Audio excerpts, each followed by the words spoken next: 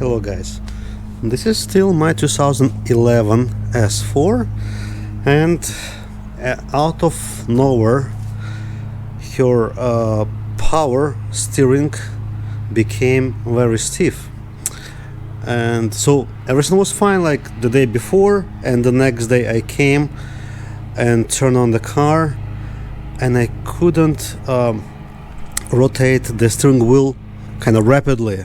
It's still very easy to turn the wheel like in a slow pace, but in case you need to steer very rapidly, it's kind of you're fighting the power steering system itself.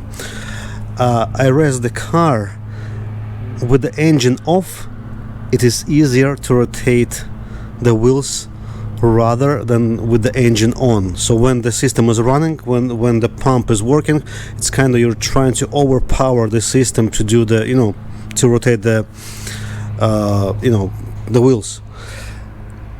This is not the problem with the intermediate shaft, which is very common to those to this generation of Audi. I don't know, but I know very lot of Audi owners already replaced the intermediate steering shaft because like the bearing inside the shaft, it's losing the the grease, or it's became rusted, whatever the case is.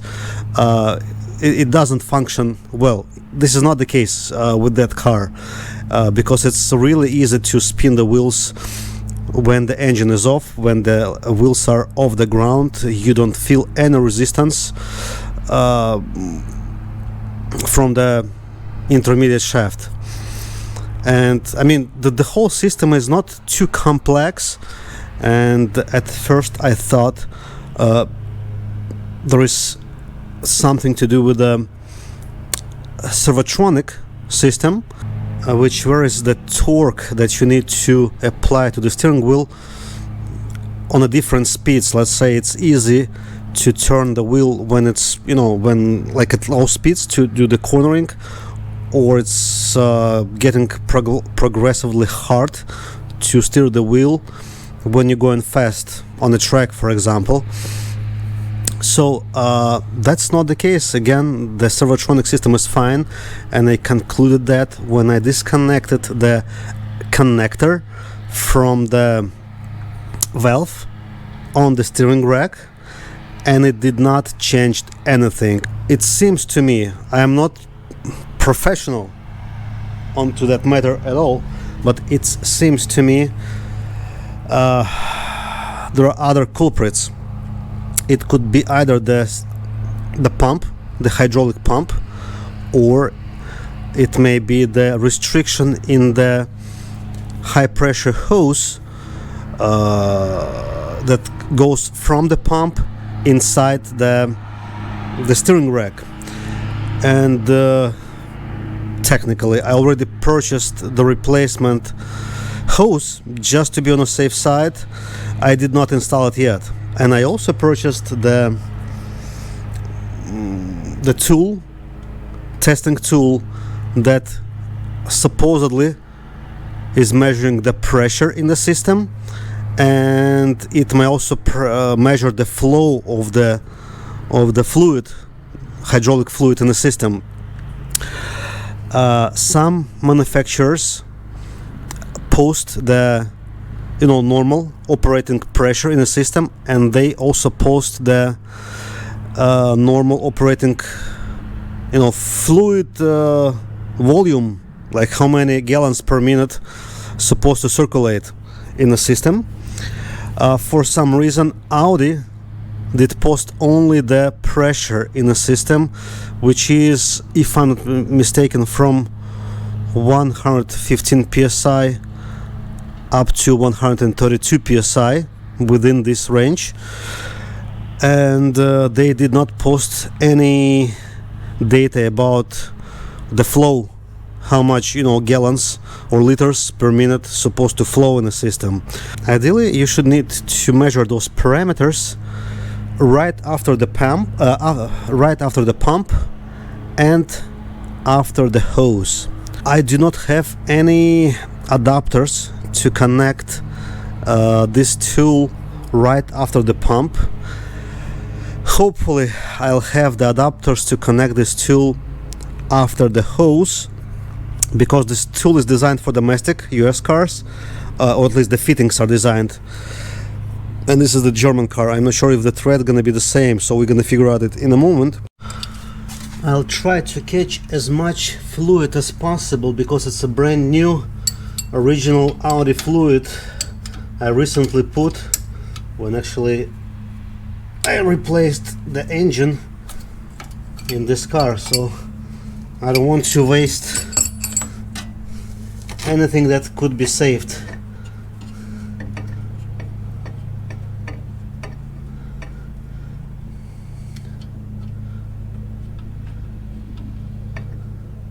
So again, this is after the high pressure hose. I'm gonna leave it here so it, you know, drip.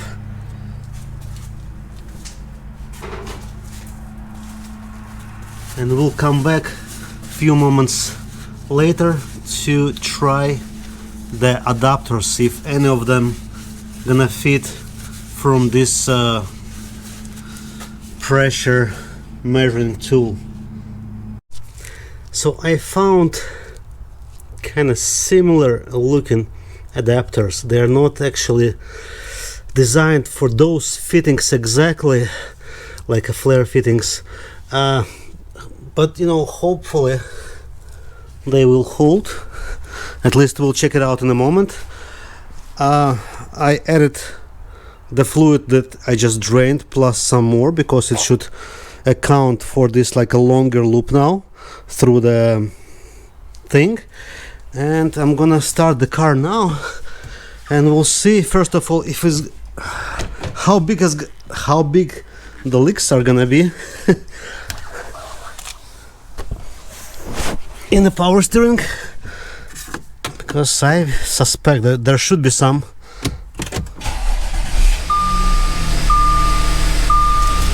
Okay, let's check it out, what's happening.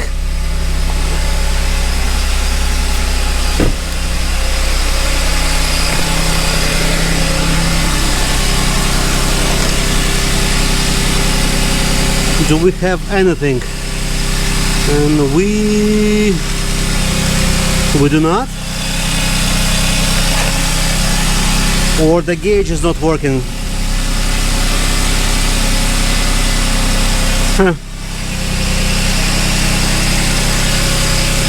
I don't see any leaks yet. Oh. This is what I am observing right now. When nothing is happening, it shows me like almost 0 psi pressure, and the fluid flow, it shows me half a gallon maybe or so. When I'm closing, when I'm actually providing the restriction in the system, the pressure jumps up to what was it, like roughly 1900 psi. And by the way, there are no leaks, so looks like the gauge is working. I'm not sure why I do see the 0 pressure in the system. It's either this hose is totally collapsed, or the pump is not doing what it's supposed to do. However, when I create the restriction, the pump starts to pump up to like 1900 psi. And when I create the restriction,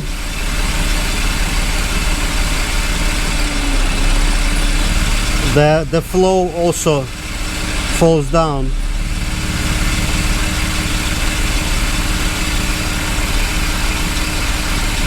I'm not sure what the other gauge is doing actually, what that for, and it's missing the glass, unfortunately.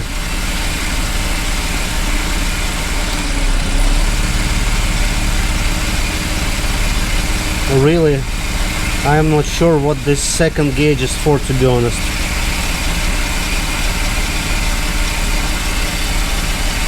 But no leaks, at least in our connections. And now the flow is all the way to, I guess, 0. So obviously the gauge is working, but there is almost no pressure.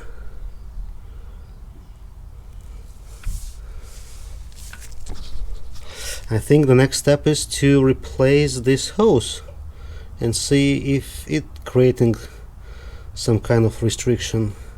Folks, you won't believe what I found. I already started to, preparing to, replace this high pressure hose.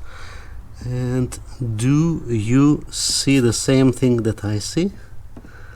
It's inside the kind of outlet, high pressure outlet in the pump. I have no idea how it got there, but this is the how it goes, cap plug that I was using when I was replacing the engine. Same thing as those things I'm using, to prevent the, dripping, leaking. And the most interesting thing is that I drove this car couple 100 miles already. It was all great. And how this got into the exhaust of this pump, it's just beyond my, I don't know what. Let me remove it from there, and we'll discuss it later. So on another thought, I'm thinking that I use this cap plug to seal the hose internally, and then I put one more cap plug to seal the hose externally. And when I was assembling the everything back together after I dropped the motor in, I only removed the outer cap plug, but I failed and forgot to remove this inner one. And but again, take a look how mangled is it, how much pressure was going through it. It also bursted. But my idea is how it was possible to drive a couple 100 miles without any loss in the power steering if it was sitting right there. I don't know, but let me put almost everything back together. However, I will again connect this pressure gauge, and we'll check the difference between now and then, or between now and before. Okay, I just put the fluid in here, and it's a little bit coming over, not a big deal. But so I guess I figure out why there are two gauges on that thing. This gauge is like with a kind of coarse scale, because it goes up to 3,000 pounds psi. This one, however, is the gauge, with the fine scale up to 600 pounds. So this one, at least right now, shows 245-ish or 240 pounds. This one is like roughly at 200 pounds, but I mean the whole thing is here as well. It shows 2 gallons per minute of flow rate, which is a big improvement, because as you remember, we only had like 1/4 or so of the flow rate before we remove this restriction. So I mean, looks like this gauge is working properly. Let me close or create the artificial restriction here, and it goes again up to 1900 pounds, and the flow also drops. Repeat, flow drops, and then flow raises up again. So now, so it's just jumped up to 300 pounds. I'm not sure how accurate is this gauge because it does not have the protective glass. I bought it at a big discount, knowing about this, you know, issue with the missing glass. But I mean, yeah, it does the job. And we're at 2. Hold a second. All right. Let me remove all the restriction. And we dropped to 150 pounds. And again, I'm not sure how accurate is it. As you remember, I told you the Audi specs supposed to be somewhere between 115 and 132, and we're like 18 pounds more than, you know, than the specified. But again, who knows how accurate is this gauge. Guys, it's a confirmed fix. I already tried the steering wheel. It's very light, how it's supposed to be. So I'm gonna disconnect this gauge, connect the hose back, and that's it.